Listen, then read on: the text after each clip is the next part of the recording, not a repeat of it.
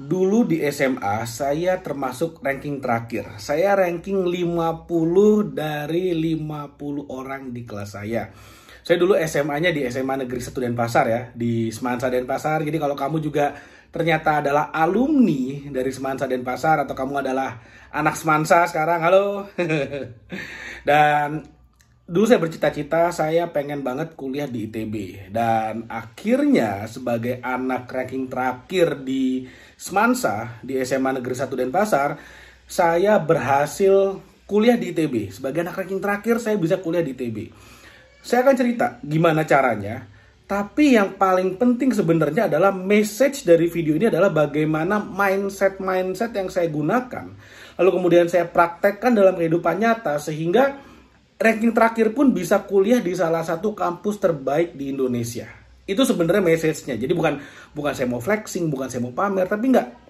Bagaimana mindset yang saya gunakan? Karena gini, banyak orang di luar sana yang meremehkan arti penting dari sebuah mindset. Jadi ketika ada yang bilang mindset, elah bacot tuh, teori doang, motivator, elah apaan sih, kosong, mindset doang, itu mah teori, segala macamnya. Padahal mindset adalah hal terpenting, karena kalau mindsetnya salah, actionnya salah.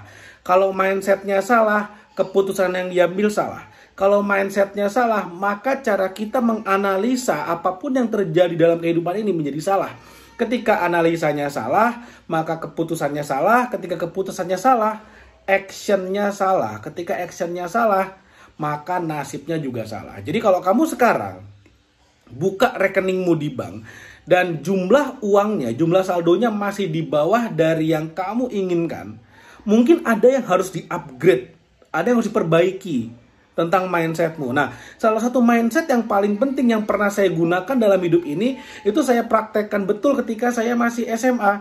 Sehingga itu membuktikan bagaimana anak ranking terakhir bisa kuliah di kampus terbaik. Yang artinya kalau kita bicara tentang finansial, tentang keuangan, orang miskin pun bisa jadi orang kaya kalau mindsetnya benar. Dan ini saya akan share di sini apa yang menjadi mindset saya pada waktu itu. Jadi gini, saya ini sebagai seorang manusia gitu ya, punya tendensi, punya satu sifat alami, punya satu kebiasaan untuk menyederhanakan apapun yang terjadi. Untuk menyederhanakan hal yang rumit, hal yang kompleks itu saya sederhanakan. Dan saya selalu memiliki kebiasaan untuk melihat sesuatu apa adanya. Kalau bahasa Inggrisnya adalah brutally honest, jujur apa adanya, it is what it is. Kalau orang Bali bilang nak mule keto, ya memang begitu apa adanya. Maksudnya gini, dulu saya masih SMA, saya bilang ke teman-teman saya, gue pengen banget masuk ITB, gue pengen banget kuliah di ITB. Teman-teman saya bilang, wah lu mimpi aja lu ranking terakhir, lu ulangan kimia aja 0 melulu, lu ulangan fisika aja 0 melulu, remedial aja 0 juga gitu. Itu true story. Nah, kemudian saya tanya, lah memang kalau mau masuk ITB syaratnya apa? Ya harus pinter lah gitu kan.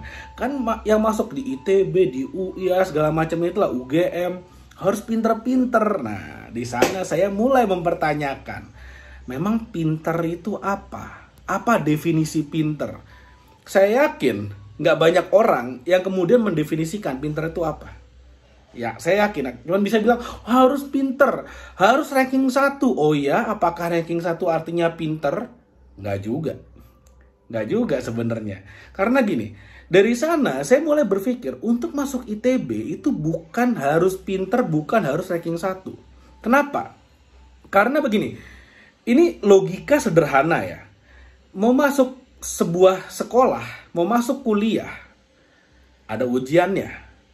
Nanti sepemahaman saya ya, setahu saya, nanti akan ada misalnya 10.000 orang nih ikut ujian. Lalu kemudian hasil ujiannya itu akan di ranking. Misalnya contoh, dulu saya masuk ITB, anggap aja misalnya ITB itu kapasitasnya itu adalah 3.000 orang misalnya satu angkatan. Anggap aja gitu, 3.000 orang. Artinya itu akan di ranking tuh hasil ujiannya tuh. Jadi ranking 1 sampai ranking 3.000 bisa masuk, bisa diterima di ITB. 3001 sampai nomor sekian yang terakhir itu tidak diterima. Sesimpel itu, bener nggak? Sesimpel itu aja.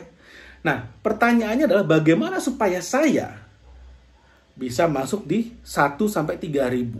Saya nggak perlu masuk nomor 1, saya nggak perlu nomor 2, nomor 3.000 pun nggak apa-apa. Yang penting masuk. Tidak ada bedanya orang yang masuk nomor 1 dan nomor 3.000. Bener ya? Nggak ada bedanya. Yang penting kita masuk 3.000 dengan asumsi yang diterima 3.000 orang. Oke? Nah, lalu kemudian gini, supaya bisa masuk dalam 3.000 besar, artinya apa?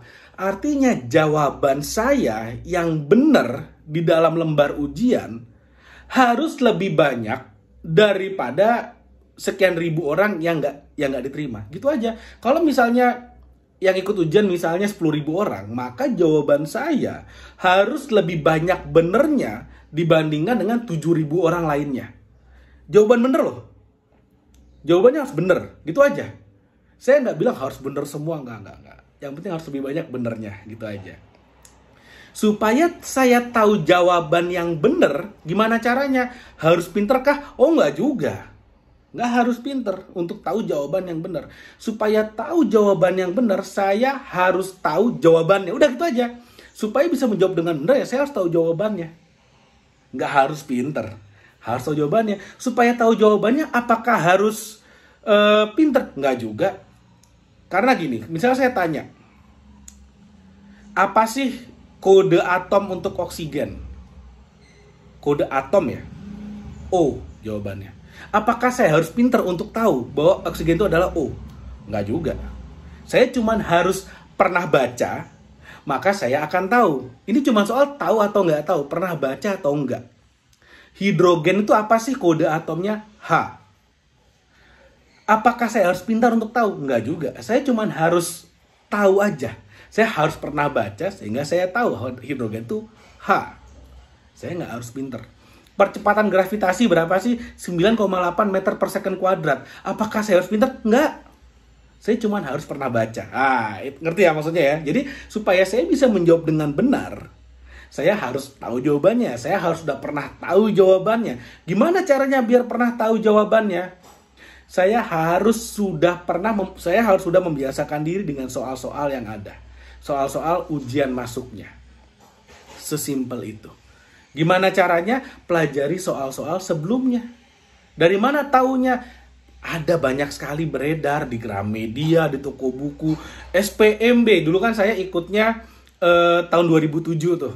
Saya masuknya tahun 2007. Berarti saya mempelajari SPMB 2000 dulu namanya masih SPMB ya, nggak tahu sekarang namanya udah aneh-aneh, saya nggak tahu. Dulu namanya SPMB atau SNMPTN. Itulah seleksi masuk segala macamnya lah. Tuh ada tuh bukunya tuh. 10 soal 10 tahun terakhir itu aja saya pelajarin. Cara belajarnya gimana? Ingat loh, saya ini orang paling bodoh loh di kelas loh, paling bego loh di kelas.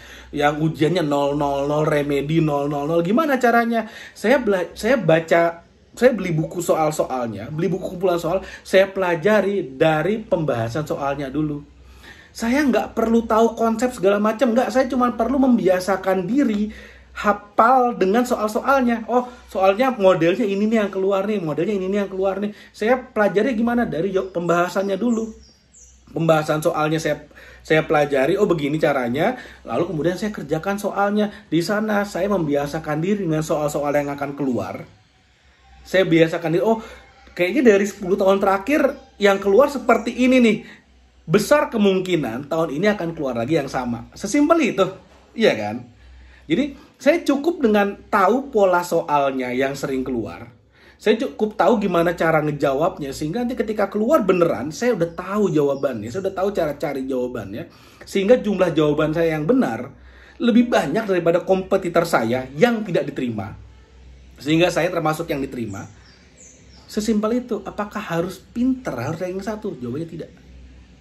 Saya suka sekali menyederhanakan hal-hal yang ada di dunia ini. Suka sekali saya menyederhanakan, karena tidak ada yang ribet. Yang ribet adalah pikiran kita. Oh, harus pinter, harus ranking 1, harus jenius. Pinter itu apa? Jenius itu apa? Sebenarnya bukan harus pinter, tapi tahu jawabannya aja. Tahu jawabannya nggak perlu pinter. Cuma tahu, bisa lihat polanya aja, bisa melihat pola. Sekarang dari dulu kuliah di ITB, akhirnya saya keterima kuliah di sana dan saya 4 tahun lulus on time. Gimana caranya supaya kita bisa melihat pola? Sebenarnya gampang. Dan sekarang hal ini kita bawa ke dunia bisnis. Supaya kita mau kaya. Saya yakin kamu pengen kaya. Kamu pengen punya banyak uang di rekeningmu. Kamu pengen jadi miliarder. Kamu pengen punya uang puluhan, ratusan miliar, triliunan, puluhan triliun di rekeningmu. Bisa nggak? Bisa. Gimana caranya? Cari orang yang udah ada di sana. Cari orang yang udah ada, yang sudah memiliki gaya hidup yang kamu inginkan. Ada di level yang kamu ingin tuju. Cari orang itu, pelajari orang itu. Pelajari gimana caranya mengambil keputusan, gimana mindsetnya. Itu tuh kunci jawaban orang-orang yang udah ada di level yang kamu inginkan. Misalnya gini, kamu pengen punya uang 1 miliar. Orang-orang yang udah punya uang 1 miliar, itu mereka adalah kunci jawaban. Dulu waktu saya mau kuliah, saya belajar dari mana? Dari pembahasan soal kunci jawaban saya pelajari. Nah, orang-orang yang udah punya uang puluhan miliar, ratusan miliar, triliunan, mereka itu adalah kunci jawaban. Yang kita sebut sebagai apa? Mentor. Kalau dulu waktu saya mau kuliah, mentor saya adalah buku panduan soal. Dalam dunia nyata, kunci jawaban saya adalah para mentor-mentor ini. Sesimpel itu sebetulnya, sederhana banget. Karena sukses meninggalkan jejak, sukses ada polanya. Mindset inilah yang kemudian, yang dulu saya udah buktikan berhasil, saya bawa lagi ke dunia nyata, di mana saya memulai bisnis, saya belajar dari yang terbaik. Dengan cara seperti itu sebetulnya, mempercepat sekali kita untuk bisa sukses dalam dunia ini. Jadi gini, ini sekaligus menjawab orang miskin bisa kaya nggak? Orang miskin bisa kaya. Orang yang ranking terakhir bisa masuk ITB. Orang miskin bisa kaya asal apa? Asal tahu jawabannya. Asal ketemu kunci jawabannya. Asal ketemu mentor yang tepat. Ingat loh, kamu tuh sebenarnya saat ketemu, gimana ya? Cuman perlu ketemu dengan satu orang yang tepat, hidupmu akan berubah. You are one meeting away from the right person to change your life. Kurang satu ketemu aja sama orang yang tepat, hidupmu akan berubah. Carilah mentor itu, carilah orang itu, belajarlah dari sana. Saya nggak bilang ini akan mudah, tapi ini adalah jalan yang paling cepat dan jalan yang yang paling dijamin akan sukses. Kenapa? Sukses meninggalkan pola, sukses meninggalkan jejak. Ikutin aja jejaknya. Ya oke, kalau kamu bicara hoki, mungkin ada orang yang miskin kemudian menikah dengan orang kaya, dia jadi kaya. Ada orang yang terlahir miskin, ternyata dia adalah anak yang tertukar di rumah sakit dan dia adalah anak orang kaya. Akhirnya dia ketemu orang tua yang realnya, dia jadi kaya. It happens. Tapi yang seperti ini tidak bisa diduplikat. Tidak bisa di copy paste ke banyak orang. Tapi kalau misalnya saya bicara, carilah mentor. Pelajari seorang mentor, tempel mentor. Kalau perlu berpartnerlah dengan mentor. Hidupmu akan berubah. Dan ini bisa dilakukan oleh siapa saja, asal mindsetnya benar. Mindset itu bukan suatu hal yang sifatnya cuma bacot doang, teori kosong, enggak. Mindset is real. Nggak ada orang kaya yang mindsetnya miskin. Nggak ada orang miskin yang mindsetnya kaya. Orang miskin yang mindsetnya kaya, cepat atau lambat, mau nggak mau, suka nggak suka, dia pasti kaya. Kamu mau kaya, benerin mindsetnya.